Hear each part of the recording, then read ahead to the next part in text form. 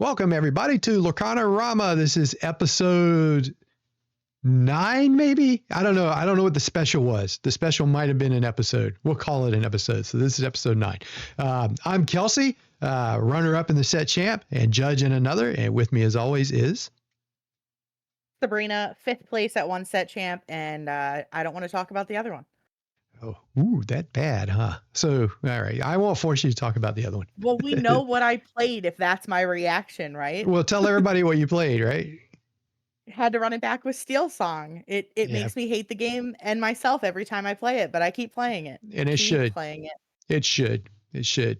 It's I played it today and I liked it a lot more. Anytime you play Steel, you should hate yourself for playing this game. So you're just a lemming. That's all you are. So yeah,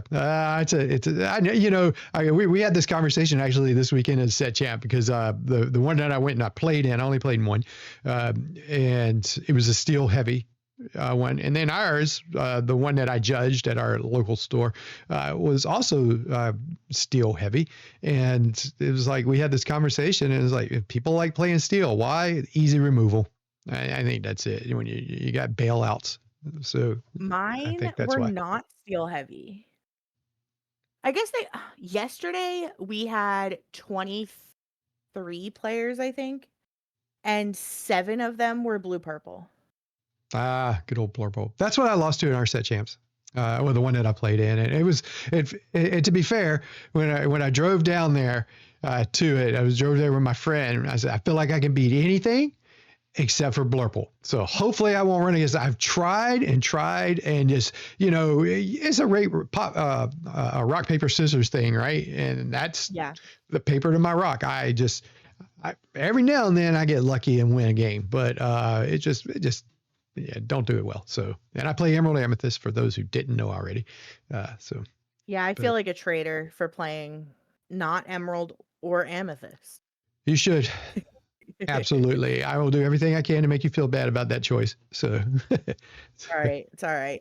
Yeah, well, to each their own. You gotta go to the other side to see how they play, right? So you can figure out how to beat them. Just don't do it at set champs. So, but to be fair, I haven't played Steel Song this entire set and then picked it up for the first time to play yesterday. Really? Yeah, mistakes were made. Well, the first one was bringing the deck to play. So yeah, that was the biggest mistake. One, actually. Yeah, it's man. Yeah, I don't know. I had this conversation too this weekend too about that deck, and that deck's, everybody knows this, right? It kind of plays itself, and I'm not saying there's no skill necessary to it. I'm just saying that of all the decks, that one's like you live high or you live low. There's no living in the middle with it. So yeah, for sure. It's feast or famine, very much so. Yep. Yeah, and that's why I don't play it. I respect that decision. One day I will stop playing it, and it will either be because I did really well with it and I peaked and I'm like, all right, I'm done, or I will officially quit Lorcana, and it will be because of that deck. Yep. So you almost quit in Vegas because of Steel. Now it was green Steel. No, it was Steel Song. Steel Song? That deck? I thought, Sabrina, come on now. Well, once bitten, twice shy, right? Come on. Well, then yesterday I went 0-3, and my third round I looked at my opponent, who's one of my very close friends, and I was like, I hate this game. I'm never playing this game again. I'm done. And one of our other friends looked at me and everybody that I was with and was like, nobody let her play that tomorrow. If she even pulls that out of her bag, you knock it out of her hand. Yeah. And today I walk in and she's like, so what are you playing today? And I was like, I'm not allowed to tell you.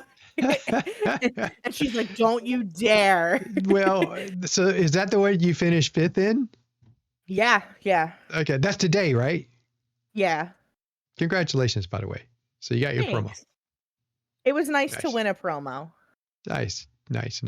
For yeah, sure.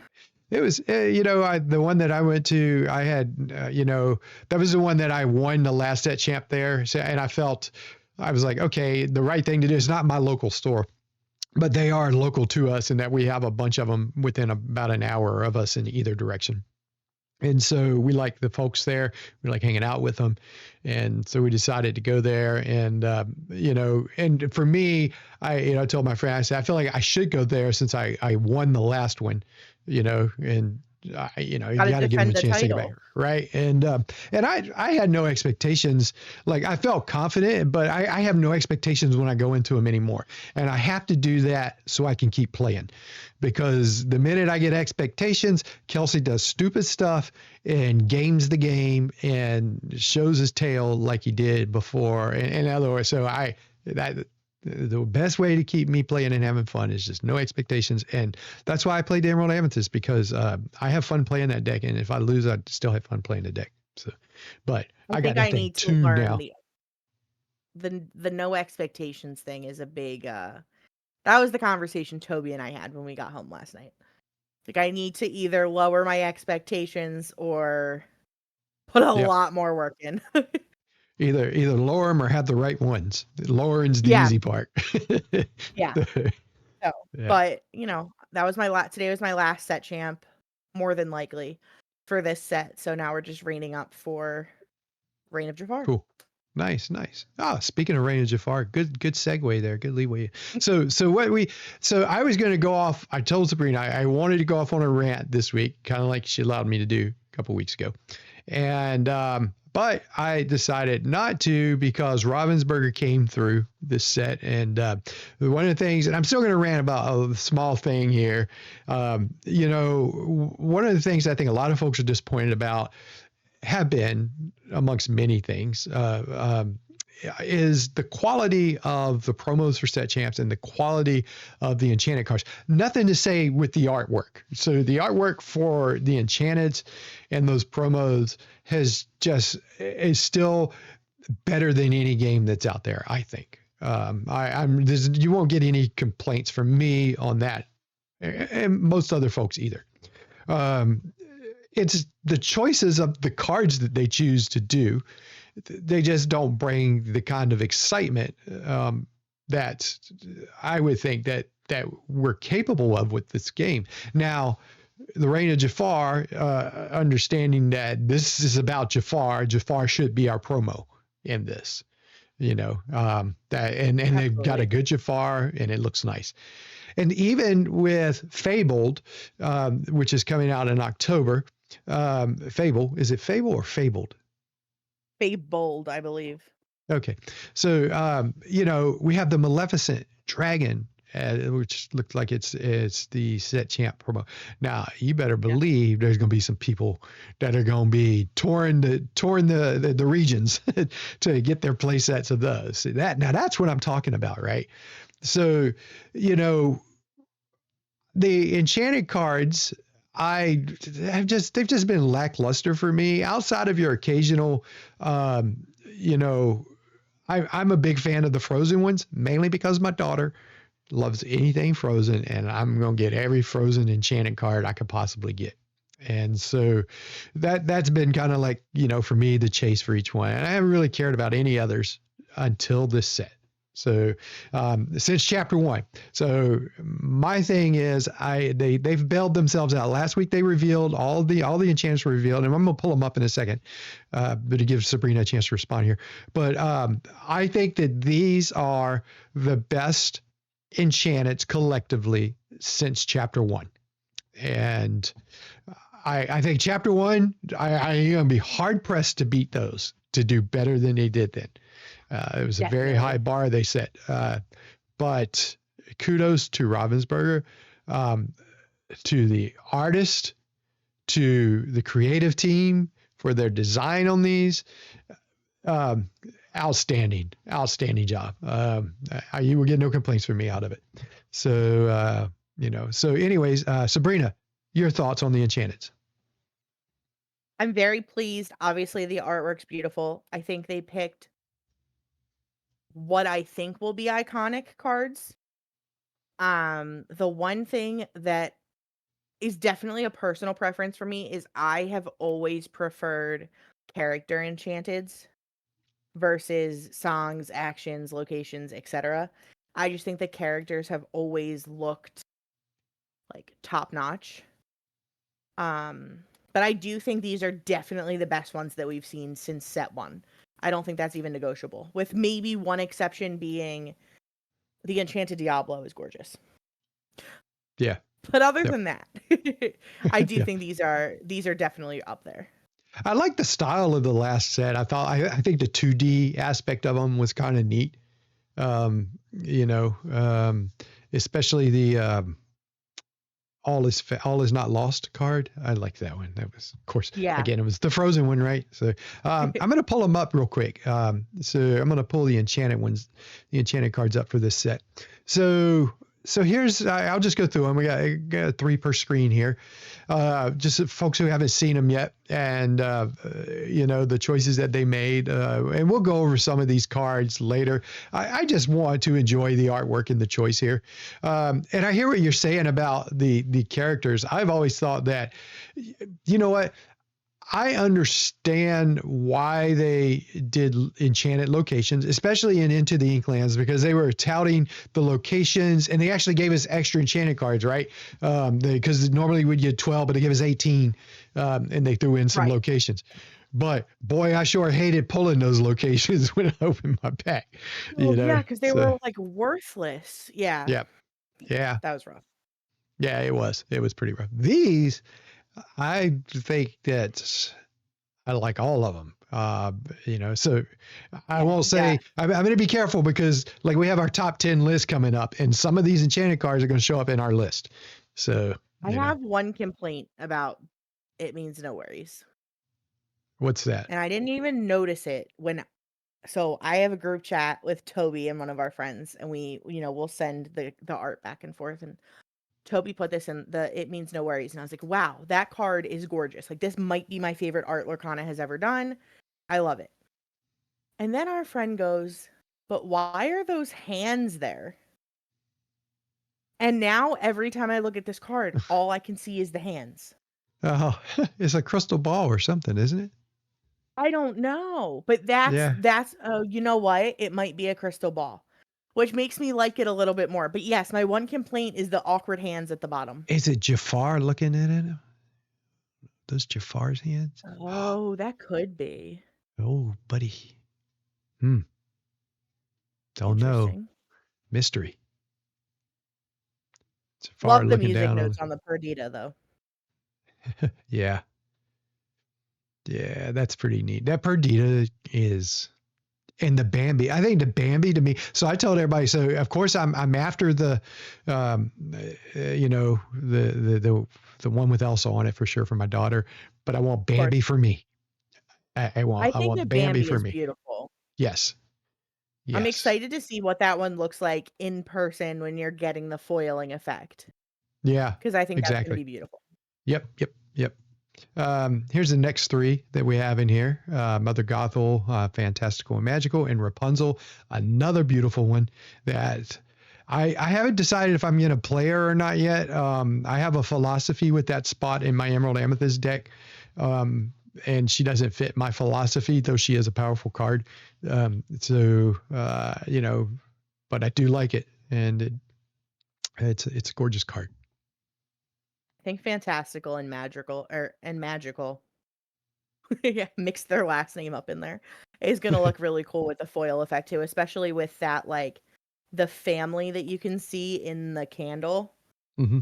flame. I think that's gonna look awesome. The Yep. Mother Gothel, I'm gonna be honest, Mother Gothel is such a perfect villain that you just love to hate, and I really just it sticks, it sticks. Yeah. That's funny. That's funny. And if anybody out there listening has a favorite enchanted, feel free to drop us a note in the chat to let us know if you have a favorite one in this set. Here's the next 3 that we have: a Wrong Lever, Mushu, and the Sword of Shan Yu. Now, I almost put Wrong Lever in my top 10 list. It comes with a caveat, of course, because you need the other card to pull the lever to work with it. But man, if you have pulled a lever in the discard pile, this is one of the best removal cards in the game. So, you know, it's I think for so many reasons, making this an enchanted was perfect. yeah, Perfect. and yeah, it's a It's a good one. Now you kind of feel obligated to play pull to lever, and you're like, you guys missed it. You should have put that one in as an enchanted too, right? So now I'm gonna have to play Dang, with they one would have went enchanted big. and one not. So, but this is the Yeah, reason to play the two. Go ahead. these are just gorgeous. I love them. Yep. Mushu, great card, wonderful artwork, great artwork. And, I think the sword would probably be the lowest priced out of all of them. But it looks good. So, I wouldn't want to open it, to be honest with you. Yeah. Again, selection, but that's okay. And wrong lever probably won't go for that much until somebody breaks it with the other card. So, which is my I goal, think which I Ron don't know if it Lever will. could. I feel like that movie has like a cult following even within the Disney community. Yeah, it does. And I can see that driving that card. Yep. I Yep. think now what I will say art wise, I think they nailed the emotion on Mushu's face. Like you can there is so much going on in his eyes and just the emotion. I think that artwork is great. But I agree. I do think Sword will be the least And expensive. But it is a by the red way, item, so what's that? it is a red item. So you Yes. never know how that will end up playing out. Never know. Never those. And the last three I don't have all the enchantments in here, by the way. I have a couple that I'm missing. Um, we have Stitch, and there is a Lilo one, I believe. Correct? I didn't pull it up, but I think there is a Lilo. I believe so, yeah. Yeah, Jasmine and Desperate Plan, which is a neat. I like the artwork on Desperate Plan with Raya and Amari. That's pretty neat. So yeah, and then Stitch, we have a lady at our store that just loves everything Stitch, and as soon as this one came out, I was like, "Have you seen this one?" And I got a chance to reveal it to her in a way. She hadn't seen it That's yet, awesome. so it was. I thought of her when I saw it, and so we have this kind of agreement. And one of them that I don't have in here is the one that I want, which is the Into the Unknown with Elsa. That's the one that I want the most. And so we have a little thing in the store. I'm like, hey, if anybody gets Into the Unknown, I'll trade an arm for it, possibly a leg, and then likewise, if I get this card, is designated for somebody else in the store. They'll get more joy out of it than I will. And I'll get my joy vicariously through that. So, Exactly. Yeah. yeah. So at least two of them that I'm missing. There's a third one. I don't know what it is. So I'm missing the Into the Unknown. I'm missing the Lilo, and there's one more. But I just wanted to pull these up for folks if they hadn't seen them yet, just so we could talk about them. Good job, Robinsberger. Good job, creative team. Excellent job on the Enchanted set. You earned a pass. So, but No lecture today. yeah, yep. There's a movie. One of my favorite movies is the movie called How to Succeed in Business Without Really Trying. And it's a musical from the 60s. And there's a scene in that movie where a guy gets made vice president of marketing, and the CEO goes, "Congratulations on the job. And frankly, I'm disappointed in you because you hadn't done anything yet." He'd only had it for like 30 minutes. And so I tell that, to kind of have that attitude with these. Congratulations. I'm disappointed on you for the next set already. So, I think they'll do well with the next set. So I'm curious on the next set because because we know we're getting some of the reprints for rotation. That will they go back and enchant some of the cards that some of us wish that were enchanted that maybe make it into rotation. It's kind of neat. Enjoy this one for now, but well, we know we know the Pooh. What's that? The Pooh Honey Wizard. Yes, that's one. Or yes. was that not an enchanted? Was that one of the other two new? I don't know what it was. I think it was an enchanted card. I don't remember. It was an enchanted card. It wouldn't have been one of the other classifications because the iconic one only has two cards. That's a Minnie and Mickey. You're right. And then the other one is the same artwork in different frame. So, right. Yeah. So I mean, there's at least one that they'll be reprinting with an enchanted. Yeah. And it's a good one too. You know, people are going to One that want I'll it. be So looking for. yeah, right. So we come to the part here, which I'll see if we can do this in 30 minutes. I don't know, but we're going to try. Is we're going to do our top 10 list from this set. Both Sabrina and I have created top 10 lists. We're going to go through them simultaneously, starting with number 10, going down to number 1. I resisted the urge to do an honorable mention because I felt like there were too many of them. And stay tuned. We may do a tier list on this stream here, and at that point we can talk a lot about each one of the cards individually. But for today, we'll just focus on our top 10 list, and we're gonna head there. So Sabrina, do you have any comments before we get started?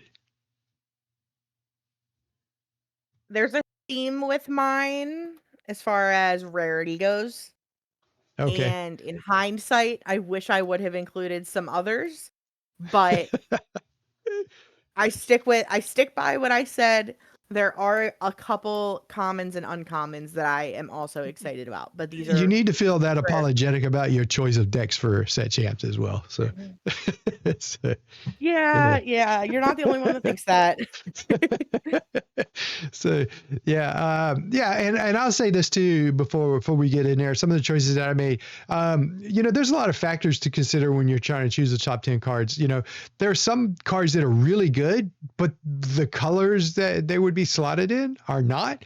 But that's not going to stop the card from being good, because one day those colors may be good, and those cards would then be as good. Then you've got some cards that are you look at them, you go, man, this is a powerful card, but it's mainly because it's slotted into something that we already know, but that card in and of itself, and so it's really hard. These lists are not as easy as what you think to do. They're fun. But it's a lot of pressure when you have to just get 10. All right, so what I'm going to do, I'm going to switch to full screen mode, so we can see our cards better. For those who are watching and you wonder, where did Kelsey and Sabrina go? We'll be back. I know you like looking at our faces, but you probably want to see these cards more.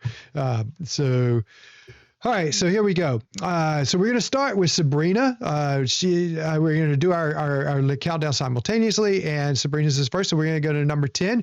And the first one is Sabrina. Go ahead. Tell us what your number 10 is, Sabrina, and why. Radigan, Greedy Genius. Thoughts on this card is that the added ability, the at the end of your turn, if you didn't put any cards into your inkwell this turn, banish this character, I think is super interesting, given that blue has a lot of ramp. So like you look at this card and you're like 8 costs, that's not going to get out till late in the game, but blue ramps. So this card could get out a lot earlier than turn 8. The issue is whether or not it will stay on the board long given the inkwell restriction. So I just think it's very interesting. I think the fact that it has ward is also interesting, because the only way to really get rid of it is to make sure that they can't ink somehow, or to attack into a 6/7, which is going to be challenging. So I think this card's awesome. I also really like the artwork, like the flying gemstones, I think is really cool. Will this see a lot of play? I don't know, but I think this could be a powerhouse, and I think in limited, this card could be insane. If you can get it out, that's a tough one. But yeah, I hear you. Yeah, if it hits the board and limited, game's over. Yeah, So this it's like a closer in limited. Yeah, for sure. I almost put it in my top 10. I did not, spoiler. But it was right there at it. My thoughts on it were, it is very powerful. The ward is very, very powerful. My problem was I looked at the current archetypes for blue decks. Purple deck, I think it would fit in nicely, but the other ones I was like, maybe it goes in, maybe it doesn't. It probably will, but I just didn't include it in my list. But it's a good choice. It was right there for me. Okay, my number 10 card is one that I just want to play with and just figure it out. And that's Bambi. Bambi's a 3-cost uninkable 1/1 Amethyst card. It's quest for 3. It says when you play this character, gain 1 lore. When an opponent plays a character, return this character to your hand. So on the merits of gameplay, this card is much like you look at White Rose, right? That most purple burn decks play, and it comes in, it gains a lore. That's what this does, right? Of course, it's uninkable. It's only a 1/1 body. However, the minute your opponent plays a character, it comes back to your hand. First of all, I love the flavor of that, right? A little scared deer. You ever see a baby deer? It always runs. And I was Deer like, in oh, headlights. how awesome. Like, way to catch the flavor of it. He's just running away, If it sticks, great. If it doesn't, I'll just play it again. And how many times do you wish you had a goat you could play over and over again or something, So I think where this will see a lot of play is not necessarily in Emerald Amethyst or anything like that, but I think in your aggro decks, your Amber Amethyst aggro decks will probably choose this card. It's going to be very difficult to deal with unless you got targeted removal. But and one of the things that I laugh about with this card, I said something to one of my friends, is there are going to be a lot of people that are going to, without thinking, drop a character first on a turn that they intended to play something to get rid of it. And they're going to want to take their move back and say, oh, wait a minute. And I'm just going to say no. I'm just going to straight up do it. I mean, usually I'm kind of nice. Yeah, go ahead. No, not on this card. I'm going to be like, he's gone. You played a character, he's gone. I'm sorry. That's on the card. So, Yeah, it says it right there. Yeah. I do Yep. think the flavor, I hadn't really thought of that before, but the flavor is really there on this card. And I Yeah. think they nailed the expression on Bambi's face too. Yeah. Yeah, it's He a good does kind card. of have that deer in headlights look. Yep. Yeah. And that's why I want the enchant on this one. I'm going to try and play it. I'm going to see what I can do with it. And just out of curiosity. So, okay, let's go to number 9. Number 9, just Sabrina's number 9 pick. Here we go. Go ahead, Sabrina. Rapunzel, High Climber. So first off, I love Emerald. I know I haven't been showing it love lately, but it is my first favorite color. I love the evasive on it. I think its ability is really cool when it quests. Chosen opposing character can't quest during their next turn. I think that's really neat. It quests for 2. I don't know how this stat line fits into the deck. I know you mentioned earlier that there's reasons that this wouldn't take a slot in your Emerald Amethyst. But I do think this card is really cool. I think the artwork is awesome. And I do think that this is just, it is a very Emerald card. I think it is the heart of Emerald. And I'm excited to see where it might fit into either Emerald Amethyst or Emerald Steel. Yeah, I have an Emerald Amethyst lens. And like I said, I have a philosophy with that 5 slot in my deck. It has to be something that really, to me, bails me out of something.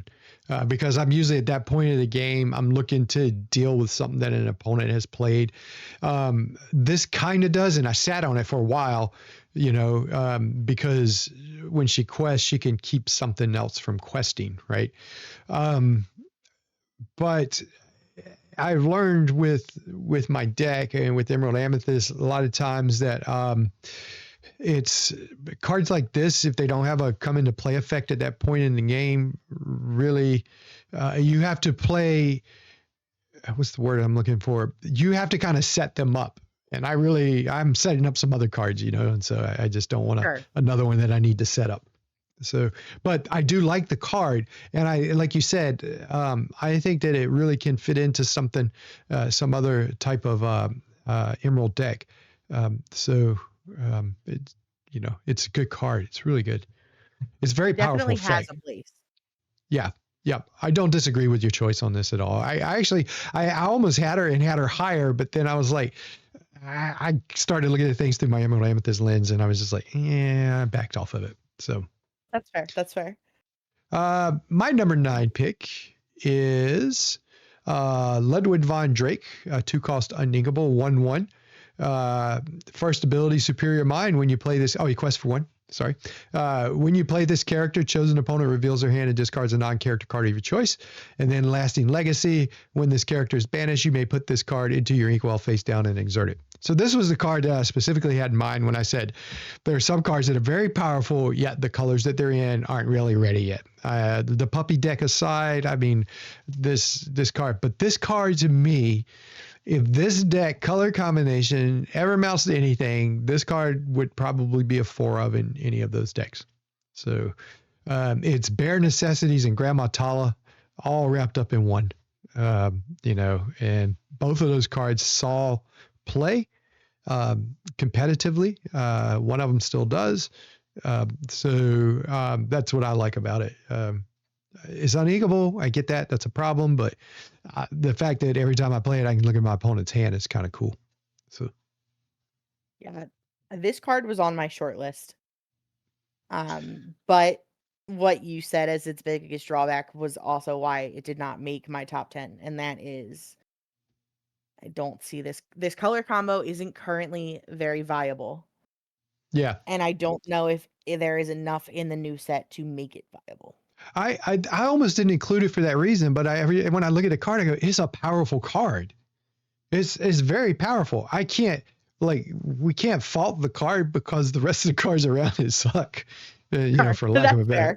That's harsh, I know, but I mean that archetype just is not one of the top archetypes in the game. And so, but what my thought was, if it ever does become one, it will probably, this will be a core. This will be a staple in that deck, and it'd be a very powerful card to have in that deck. So yeah, and that was, you have to take it with a grain of salt, right? Nobody's gonna play it because the deck out there isn't ready for it yet, but it's a powerful card. So, okay. And who knows what it will be with further sets down the line. Okay. So before I go to Sabrina's next pick, I'm going to just shout out to anybody out there in the chat. I did drop a note in there in the chat. If you have any comments about any of the cards or, have some choices of your own, feel free to drop them in the chat for us. This is open discussion. We can't hear you, but we can see at least what you type in there. So, okay, number 8. And this one was I'm backing off because I want to hear Sabrina's reasoning for choosing this one, because if there was any in your list that I scratched my head over, it was this one. Fire away, young lady. Mufasa. It's Mufasa. Is Mufasa. Okay. It's Mufasa. That's it. I loved Mufasa Roulette early on. When SCG Philly came around. That's obviously super local to me. And I played Emerald Amethyst day 1, and I did not do well. And I was like, well, you know what? If I'm going to get peer pressured into doing Sunday 2, I'm going to play the deck I won. And that was Mufasa. And when I read this card, this is definitely more of a preference card than an I think it's great card. Okay. But I'm just excited. This card makes me, for all the times that I say I'm going to rage quit Lorcana, this card makes me excited. This card makes me like, is there going to be a viable deck? What can we do with it? So yeah, that's really where this is coming from. Fair enough. It's an inkable 6-drop 5/5 quests for 1. It is kind of expensive. But during an opponent's turn, whenever one of your characters with Bodyguard is banished, you may reveal the top card of your deck. If it's a character card with 5 or less, with cost 5 or less, you may play that character for free. Otherwise, put it on the top of your deck. So what I do like also is that it goes back onto the top of your deck. It's not an effect that's going to like bottom it or banish it, or discard it rather, which I like. It's clearly trying to go into a Bodyguard deck, which I think kind of carves out a space for it, like we're already kind of carving a more distinct deck for it. But overall, it just reminds me of Mufasa. So this is definitely a preference card and an it excites me card, not an I think it's going to break the format card. But that's my thoughts. I'll let you have that. So yeah. You're like, that's good enough. Okay. Yeah. All right. You can have that. So I kind of missed the Mufasa part of it. I read it as like bodyguard. As soon as I see when one of your characters with Bodyguard, I'm like, that card's out. Because like I have this thing where like you can only play so many Bodyguards, and there are only so many of them that are viable, But yeah, I can see this. That's also valid. you know. Because most of the time the bodyguards are in decks that are protecting weenie creatures, so little tiny creatures, and so I don't feel like I'm going to get my money's worth out of this one, but that's okay. Yeah, it'd be neat if you get it to work. I want to know about it. So, or if you have fun doing I it, you gotta tell I'm the going stories, to right? try to put it into something. Will it be good? Not necessarily, but something that's at least fun to play and can maybe, you know, snag a win or two. But I will definitely keep you updated. Okay. So we have a question in chat. What do we think of the new Sapphire Geppetto? So the Sapphire Geppetto is, let's see if I can pull that up on the board here real quick. Hold on. I'm gonna try something on the fly. All right. I'm sorry if I do this to your image there, Sabrina, but this is the easiest way to do it. Okay. Boo, there we go. All right. Okay, this was not Sabrina's choice. This is coming in from our listener, Deadpool. Here we go. Geppetto, 4/4, 5 cost, inkable. Whenever this character quests, you may choose and discard any number of item cards to gain 1 lore for each item card discarded this way. And it quests for 2. What do I think of this? How many item cards am I going to have in my hand at any given time? Well, if you know what, so we had a set champ this last week, where someone won with a red blue item deck, and he's running 30 items in that deck, and it was a machine, and so I could see this card working well in that deck, um, but outside of that, that's a tough call. But I do think it has potential. If you're looking for that extra bit of oomph in the item decks, especially with one of Sabrina's choices in this top 10 list, there's another card that will gain you more lore because of items. But I'll save that. So I yeah, think this card interesting is card. really cool. Yeah, it's Geppetto, right? Finally got him. He's finally Yeah, and here. I mean, you talk about viewing cards through an emerald amethyst lens, and I'm gonna be honest, I view cards through an I hate items decks lens. My brain does not compute item decks Okay. efficiently. So I look at this and I'm like, I don't even know how to evaluate it, but I do think it's a very cool card. Okay. Yep. Yep. Okay. Okay. Let's go back to our top 8, top 10, and number 8, Sabrina's Chief Bogo, and I chose Mushu, 6 cost inkable, 4/6 character.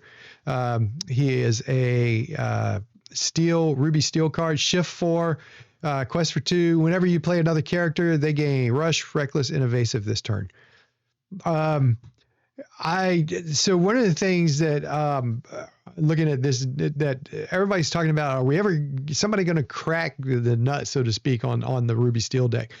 And I think that this card might be what we need for that deck, mainly because I think now Maui Shark can become part of that deck and get that rush effect that we have, that Peter Pan gives it in the other decks. And so I like it for that. Other cards, yeah, there might be some cards I don't want to have reckless, so that's kind of tough.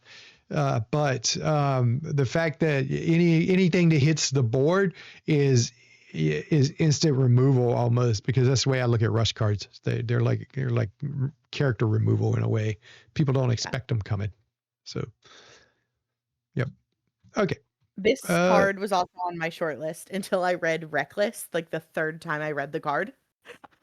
I read it gives all your characters reckless, and I was like, I don't know if I want that. yeah, that was the part I was like, reckless. There might be some characters I don't want to have it. I don't want to drop my, I don't know that I'll ever play it in this deck, but you don't want to drop something like a 1/1 guy that, or how about this? The next card on the list, let's just go to that. You don't want to drop this card and it'd be forced to go in and run into something. So, Exactly. yeah, all right, here we go. So Sabrina's next choice for number 7. Go ahead, Sabrina. I love Tinkerbell. So 2-drop, inkable, 1/1 with evasive, quests for 1. Ability, pay attention.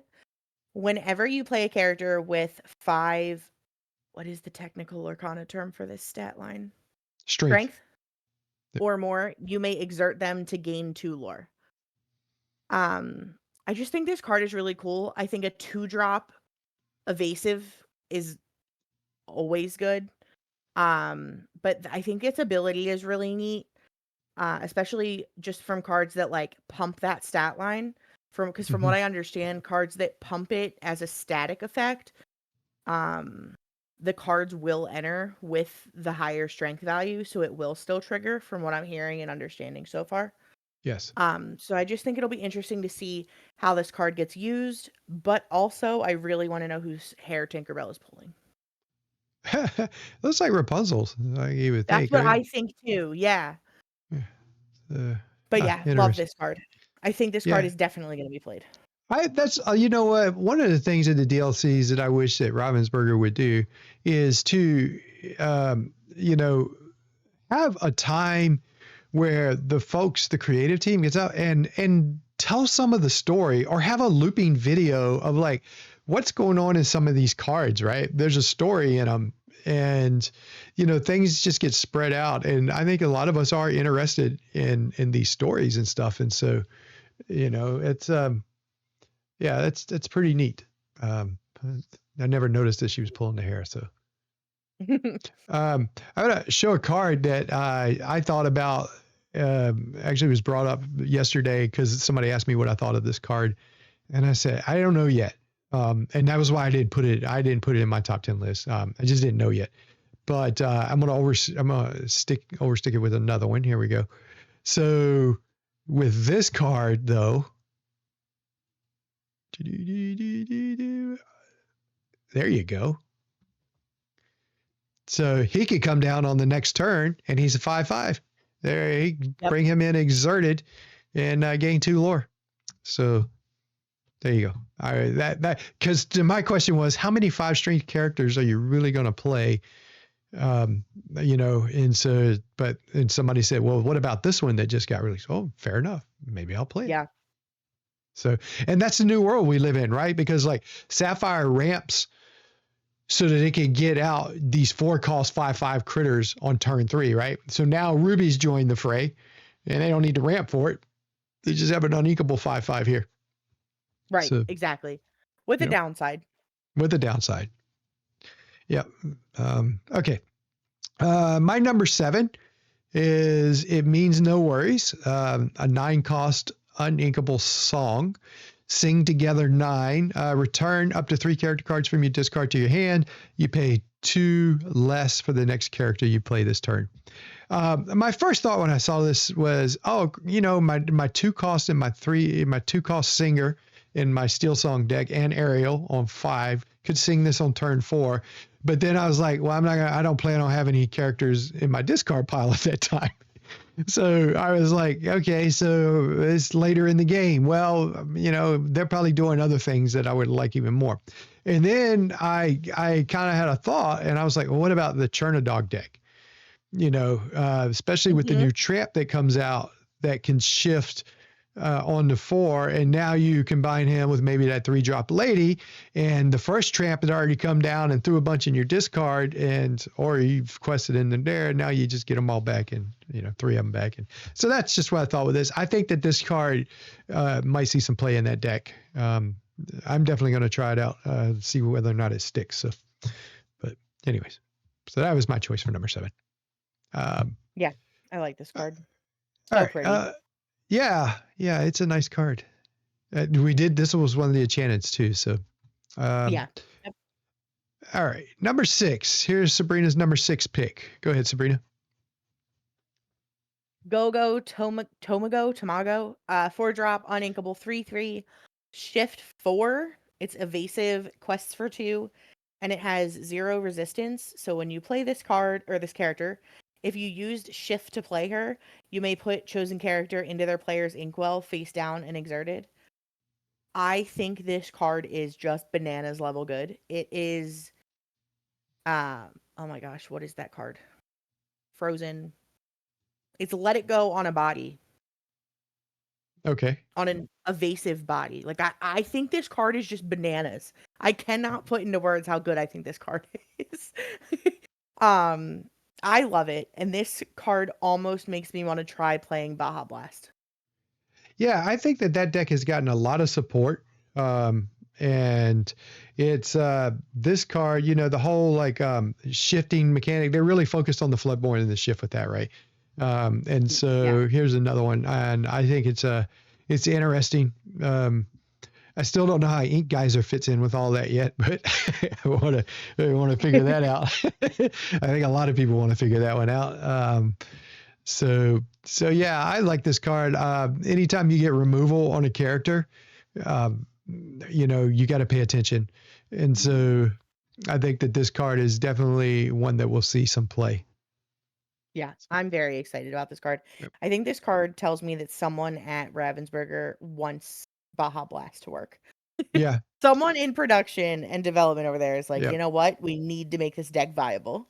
yeah. This deck, to me, the first time I saw Clarabelle, I remember it was DLC Toronto, and I was just like, why are everybody should be playing with Clarabelle, and everybody still should be playing with Clarabelle. And this was the deck that I had her in. You ramp up and drop her, and you have your fishbone quill, and you just throw ink in your inkwell and just keep you on cards. It's just and then it went into a different direction. They had other plans for that color combination, so we'll see.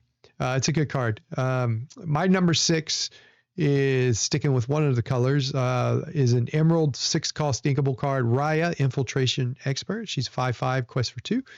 Her ability, Unconventional Tactics. Whenever this character quests, you may pay 2 to ready another chosen character.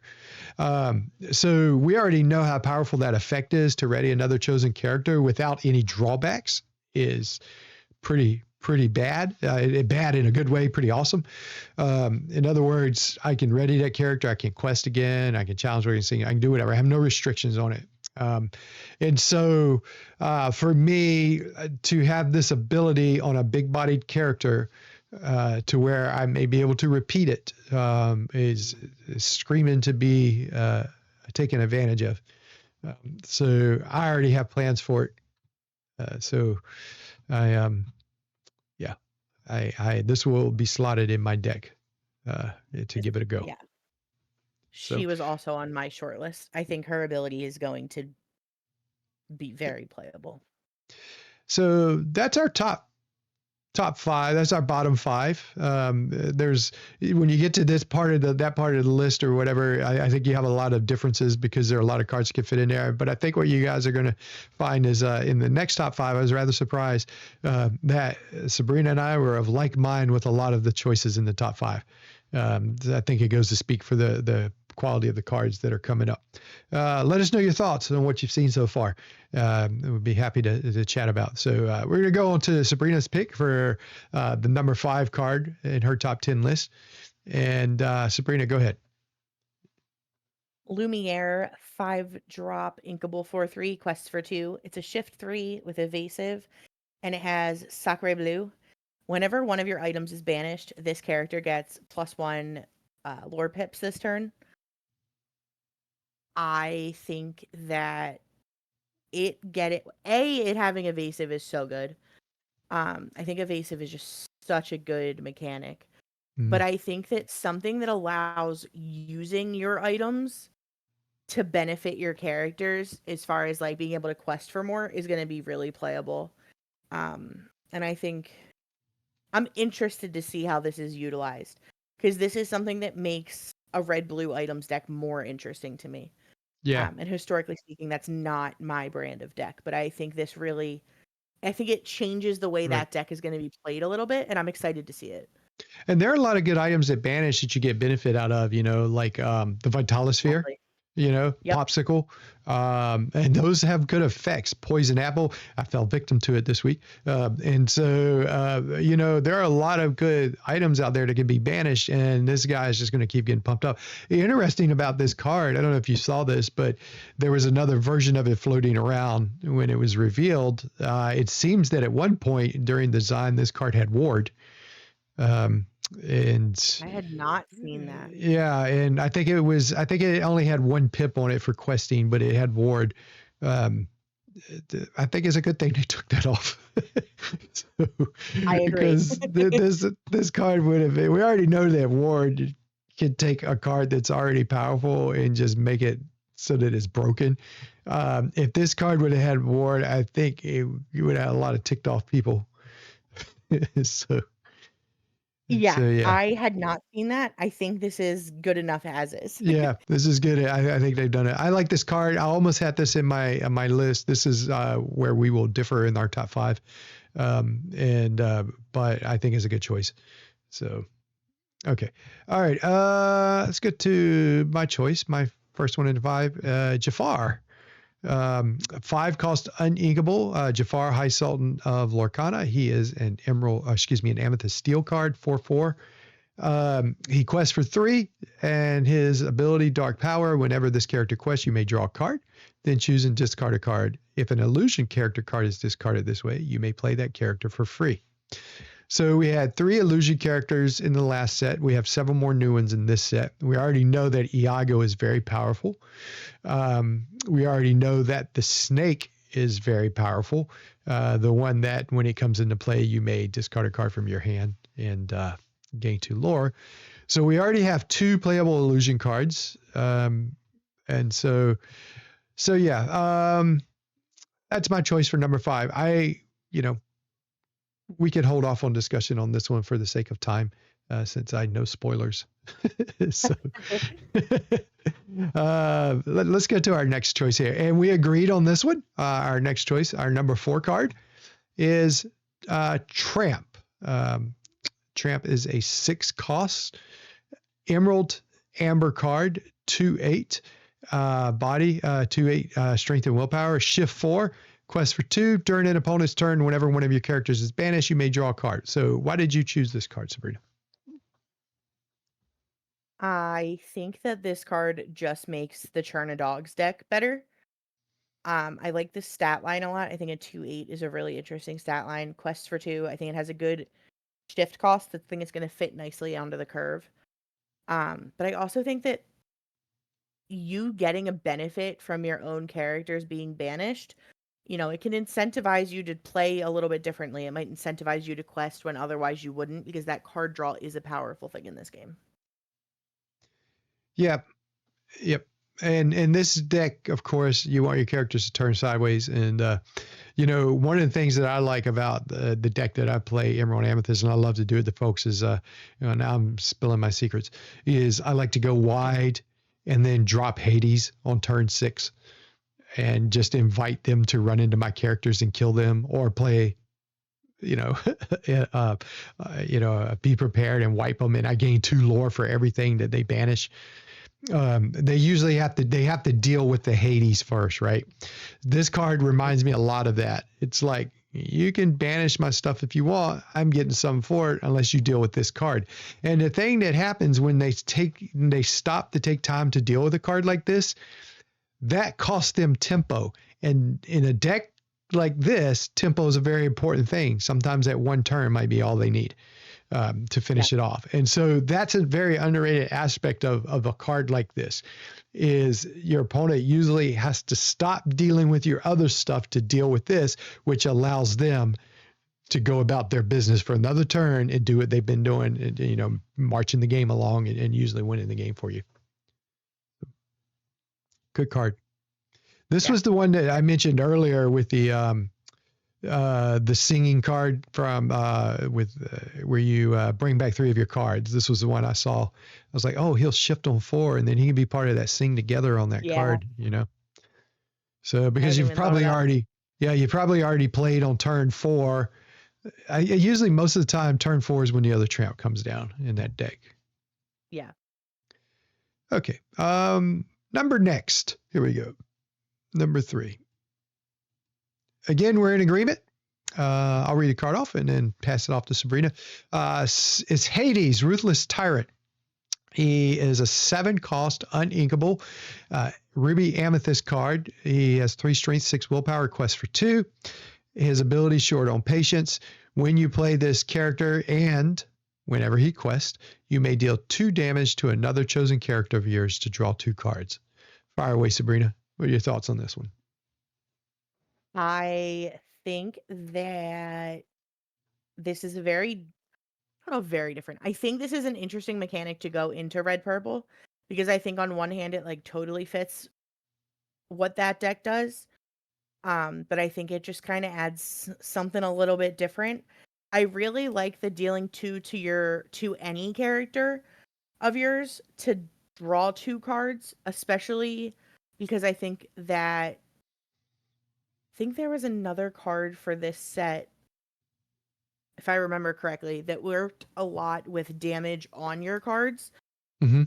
And I just thought that was cool, but also like that bell, the 4/4 bell that moves damage. Like Yep. I think that this is going to lead to, again, alternate like not play styles, but alternate like lines in games, alternate ways of dealing damage. I think it's going to make moving damage more interesting. I think this is a really cool card all around. Yep.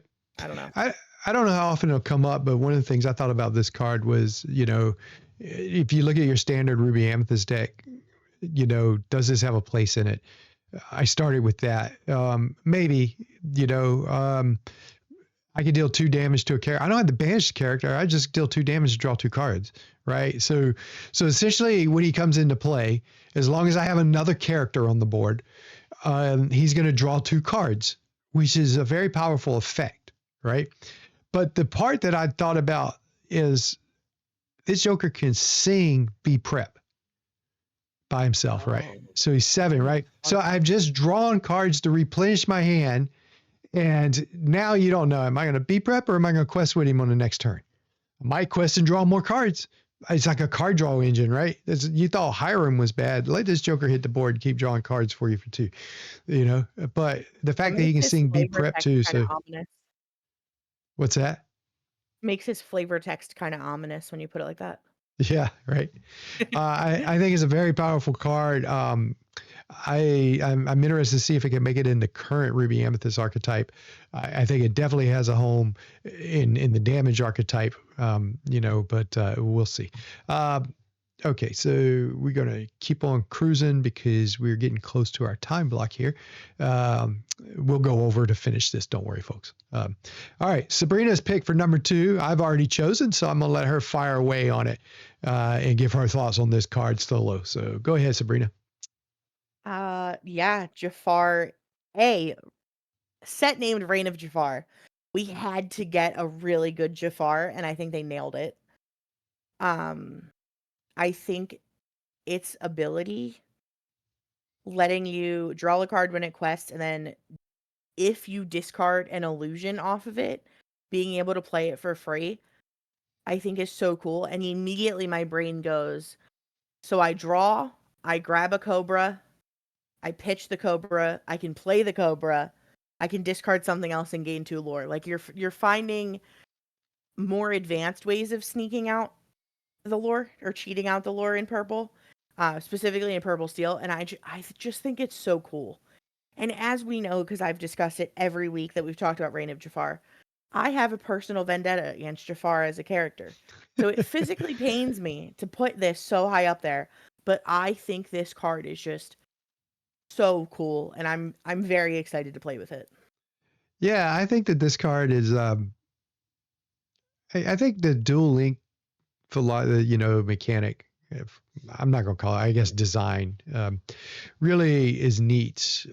We keep the card within an archetype of colors to keep that powerful effect from going somewhere else. Now, for his effect, the illusions are basically in 2 colors anyways, right? Or 1 color. They're all in 1 color. They're all purple, right? Purple steel. Yeah. Because purple Cobra steel, right. is purple steel. Right. So, yeah, and then you got others that are just purple, but no steel illusions. Do we have? I don't know.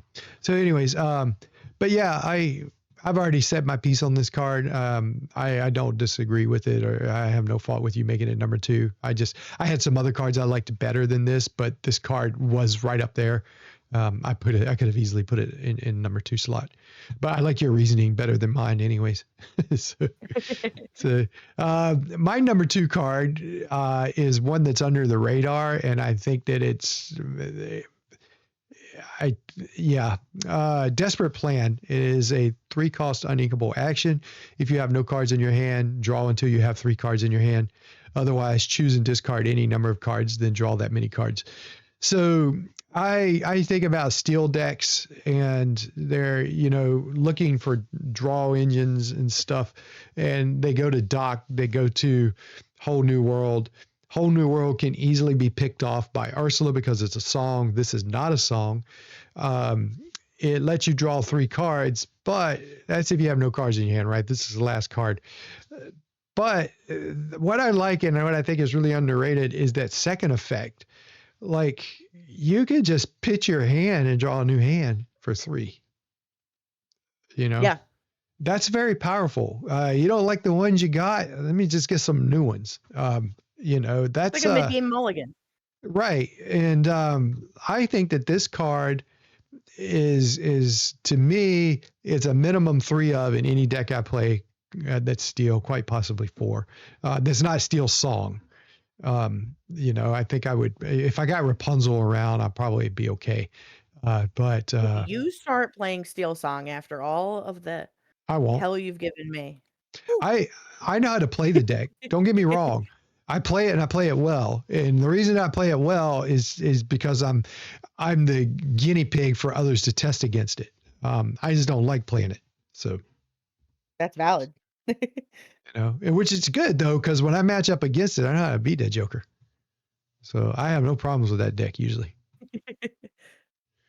So, in fact, in my set champ, I teched last ditch effort specifically because I felt like I was going to be facing Steel Song. And I'm like, you know what? I let them drop that aerial and think they're going to sing with her on the next turn because she's not turned sideways. I'm going to turn it sideways and run a Brutal. crab into her. Yeah, Better that's yet, brutal. run my 2-drop Ursula into her that's already taken a song. Now it's going to take her singer. So, Brutal. yeah, that's nice. Deadpool asks, "Do you think an illusionist deck is going to be popular this set?" I do. That's a good. I do too. I Yep. just think it'll be interesting to see how you build around the vanish mechanic Yep. enough to make a sustainable deck. But I do think it will be popular. So Iago sticks. And if you've seen in this meta, which is another reason why I ran last ditch effort, because both parts of that card can target Iago and push him off the board. That was another, and it saved me in a couple of matchups. But if you think about it, not a lot of people run stuff that can deal with the power that these cards have. For example, Brawl is probably the most popular action card. Now, this is steel aside, right? Illusion decks are no good into steel because with the Let the Storm Rage On and Strength of a Raging Fire and all that, they can target your characters pretty easily. But then you go outside of steel, and there aren't many cards that target your opponent's characters except for something like Brawl. And Brawl can't target Iago. It can't target Cobra, right? Right. So it's worthless against that.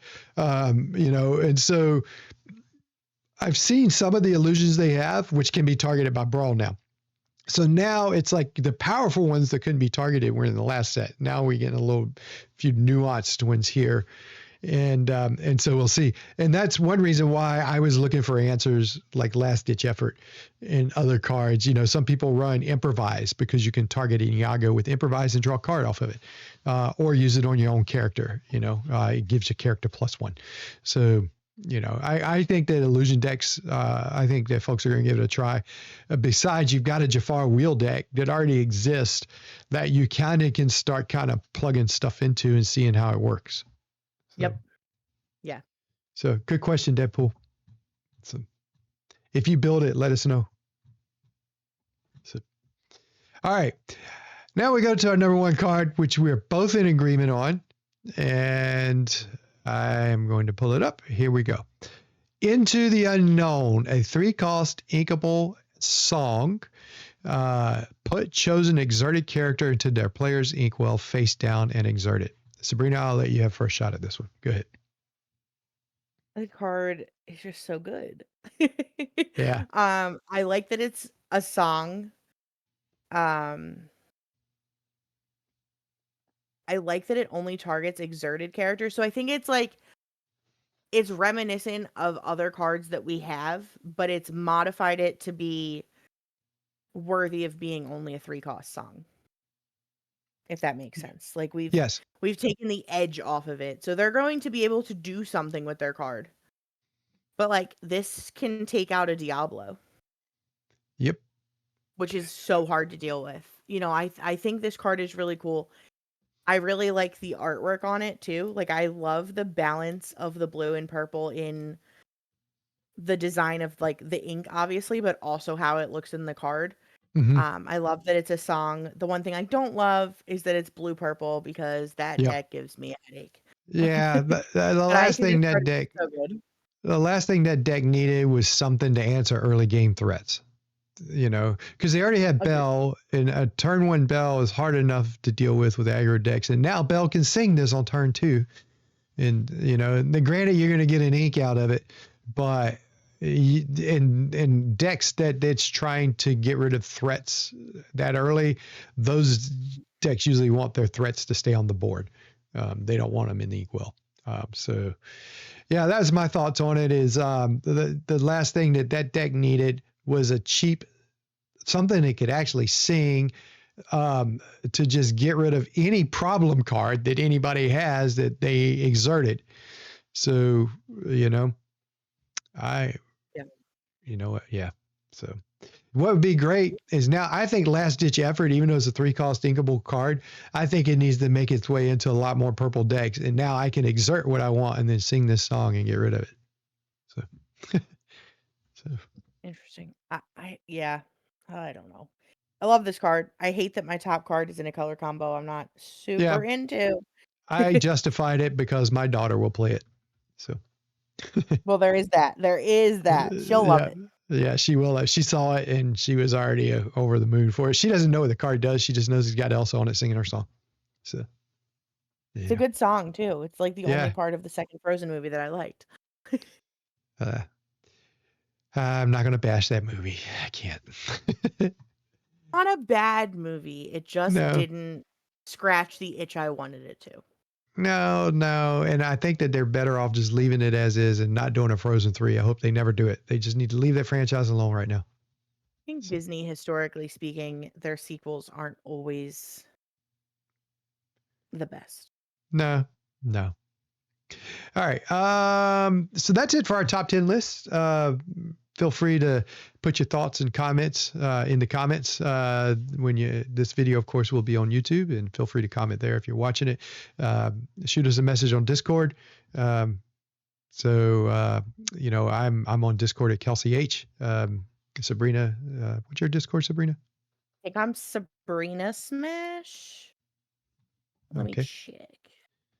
Yeah, Sabrina Smash. Maybe we All need one a word. screen. We need a screen with our contact information. We're getting to that point. We're 9 episodes in. Most podcasts don't make it through 9 episodes. We made it. We made it to it. 9. Made it to 9. Okay. All right. One thing before we go, I want to give a shout out to somebody from our set champs. So I'm going to switch the screen real quick. Look at this little snazzy thing I got here. It's a lore counter. Somebody made it. And That's awesome. it spins like the little spinner here. And the cool thing is there's a gear in there. So when it gets to 10, watch this, it changes automatically. Same for 20, it goes up to 99. I love that. Yeah, I just printed with his 3D printer. So he had it at a set champ this week. I actually bought it off of him. I don't know if I was his first customer, but I was a customer. So I liked it. I thought it was pretty cool. So what I wanted to show is back on the other screen here. If you like that, you can contact him on Discord at Checks05. It's a neat little lore counter. I told him, hey, just send me your Discord information. I like it. I'll put it up. It's not, we don't have sponsors or anything like that, but I like to give a shout out to folks in the community that are being creative and doing things like this. I think it's pretty cool. So, so my hat's off to him. It's a good card. And before we go, of course, I always like to give a shout out to my friend over at Mattify, Craig. So most of you have seen their mats. I saw one of them at our set champs this week from somebody playing, and with that nice foil work on it. I don't have one of my own, Craig. I don't have one of my own yet. So I've been wanting to get get an Elsa one for my daughter from him, but he's busy. He's doing stuff, working on. They're just now really. I think that he has done a lot of good promoing his stuff, going to events and things like that. And I think the feedback he's getting and the interest is probably more than what he anticipated. And so, that's a good thing. That's awesome. He does a good job with them. So, a shout out to Matified. Any last thoughts from you, Sabrina, before we part? Excited for this new set. I'm excited for some fresh cards. Yeah, And the me too. last set before rotation. So that'll be really interesting. But yeah, I'm excited. I'm ready. Yeah, I'm ready too. And now we got to wait 2 weeks. Now we got all the cards. So it's like, I want to play with them now, right? But I can't. So, we'll probably do a couple videos here and there where we do a tier list or we'll review some of the cards in the set. We just gave our quick top 10 list here. But as you can see, we can talk forever about these cards. Again, put your thoughts in the comments. We'll be happy to include them. And keep coming back. If you haven't clicked subscribe yet, go ahead and do that. Follow us. We appreciate that. And we look forward to seeing you on our next stream. So until then, happy questing. Thanks, everybody.